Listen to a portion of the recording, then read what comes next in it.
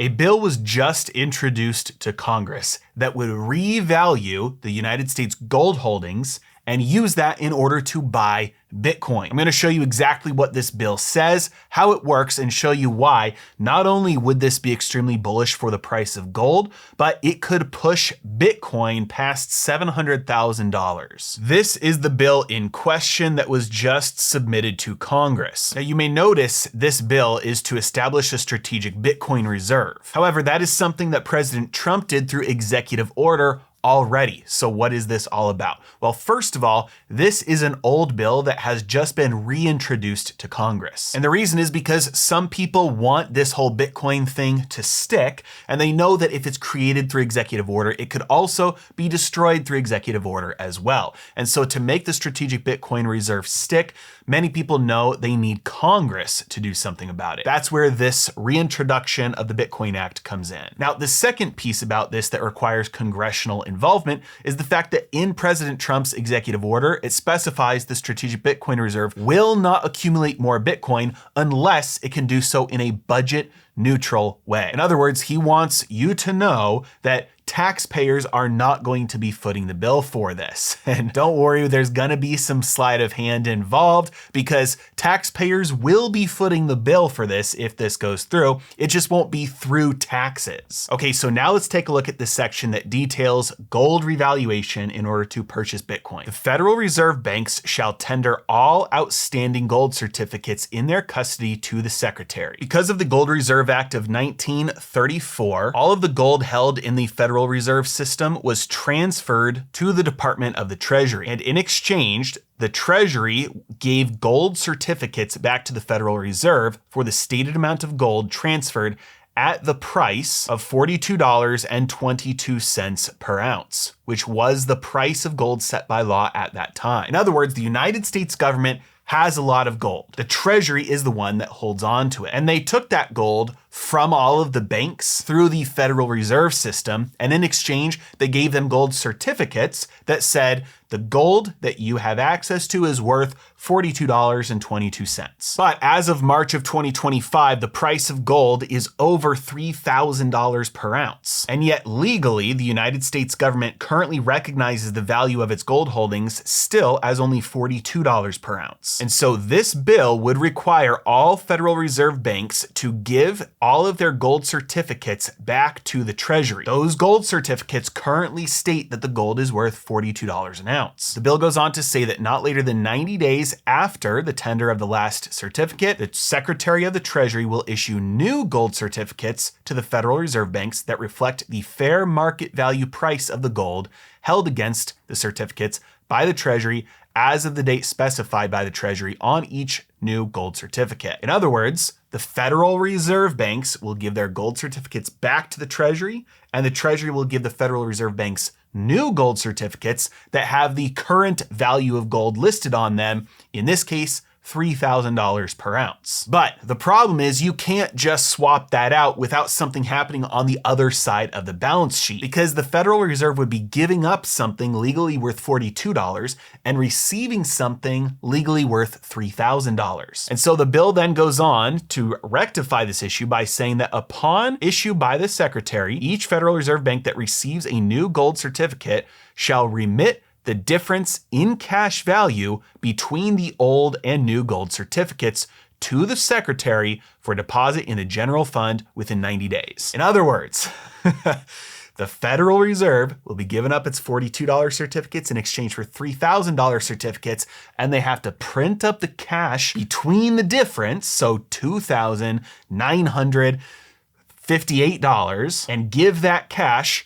to the Treasury in payment for that new gold certificate. And from the Federal Reserve Bank side, because this is all just an accounting gimmick, they are giving up cash that they printed into thin air, but they're getting something in return worth the same amount of money they just printed. And so it's balance sheet neutral for the Federal Reserve, and it's budget neutral for the United States Treasury because they didn't have to do any taxing or borrowing in order to accomplish this. If this is sounding familiar to you and you don't know why, it's because it's very similar to the $1 trillion platinum coin trick that gets brought up every couple of years. The United States government has the authority to declare the value of a specific type of platinum coin. And the idea would be for them to make one of these coins, sell it to the Federal Reserve for $1 trillion. The Federal Reserve gets that coin, the government gets the $1 trillion, and then they can spend that money on whatever they want. At the end of the day, it is a declaration of value on something, printing up the money for the difference. So really, it's just money printing. There's no difference here. Now, if you're thinking, well, how much gold does the United States actually have and how much buying power would that give them for Bitcoin? Well, let's pull out the calculator, and we know that the United States government has a little over 8,000 tons of gold. And of course, here we are assuming the gold is actually there. And recently, there's been good evidence that maybe the US actually has more gold than they've let on, which brings up a whole new host of questions like, who did they steal it from? Where did they get it from? When did they get it? But right now, officially, the US has 8,000 tons of gold. So we plug in 8,000, we know that's tons, not pounds. So we have to multiply that by 2,000 in order to see how many pounds they have. And then we have to multiply that number by 16 to see how many ounces of gold they have. And then finally, we multiply that by 3,000, which is the number of dollars per ounce gold is worth right now. And we see that number is $768 billion. So by revaluing its gold holdings and having the Federal Reserve print the difference, the United States government's bank account would receive $768 billion of brand new printed money. But how far would that go in purchasing Bitcoin? Well, first we have to answer, how much Bitcoin does this bill want the United States government to buy? If the United States owns 8,000 tons of gold, that means it owns roughly 3 to 5% of all known gold. And so this bill proposes that the United States government would own the same ratio of all Bitcoin. In other words, over a 5-year period, the United States government would acquire a total of 1 million Bitcoins. That'd be roughly 5% or 1/20th of all existing Bitcoin. So the question is $768 billion enough to do this? All we have to do is divide 768 billion by 1 million to see how much they could spend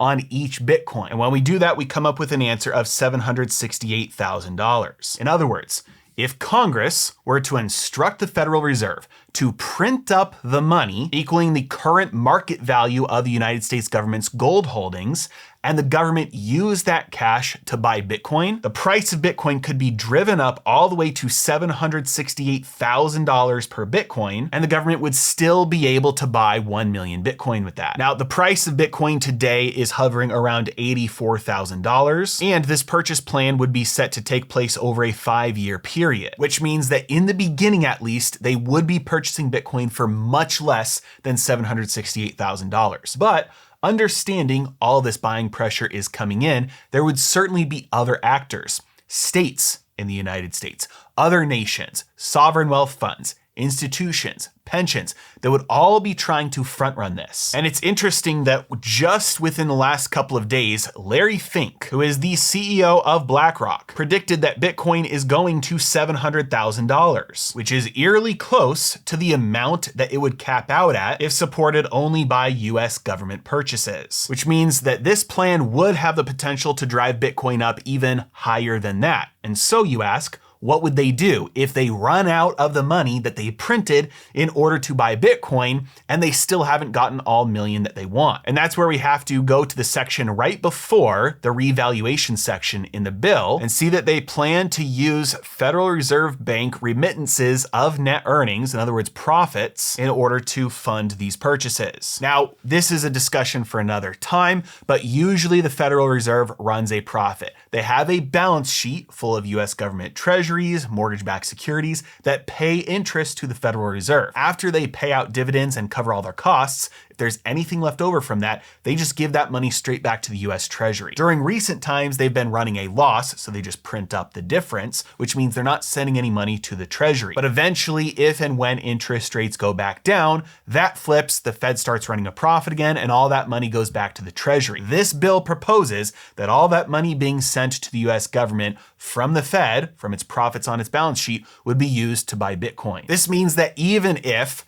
the $768 billion they print from the gold revaluation isn't enough to buy 1 million Bitcoin, because Bitcoin price goes up too high too fast, they would still eventually be able to get there by using the profits from the Fed's balance sheet. Now, at the beginning of the video, I mentioned that this is considered budget neutral because they're not taking money from taxes or taking money from borrowing and using it to buy Bitcoin. But that doesn't mean that it's not the taxpayers footing the bill, because at the end of the day, this is still new money. It is money being printed into existence in order to buy something. And every person that they buy that Bitcoin from is receiving a payment of those new dollars in exchange for the Bitcoin they're selling to the US government. And those people that sell Bitcoin to the government then get to spend that money, and it goes into people's bank accounts. It goes into people's paychecks. In other words, it drives up the supply of money, increasing the cost of goods and services. And the people who are wage earners and savers are the ones who disproportionately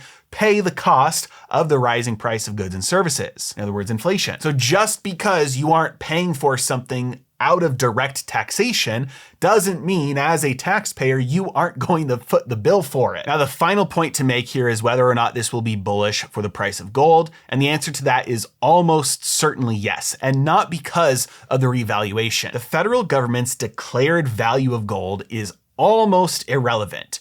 As you can see, the price of gold is currently $3,000 per ounce. You can buy and sell it right now for $3,000 per ounce, but the US government still says gold is worth $42 an ounce. So it's irrelevant. And it will also be irrelevant if the government says it's worth $3,000 an ounce. It'll also be irrelevant if the government says it's worth $5,000 an ounce. But here's why this would be bullish for the price of gold.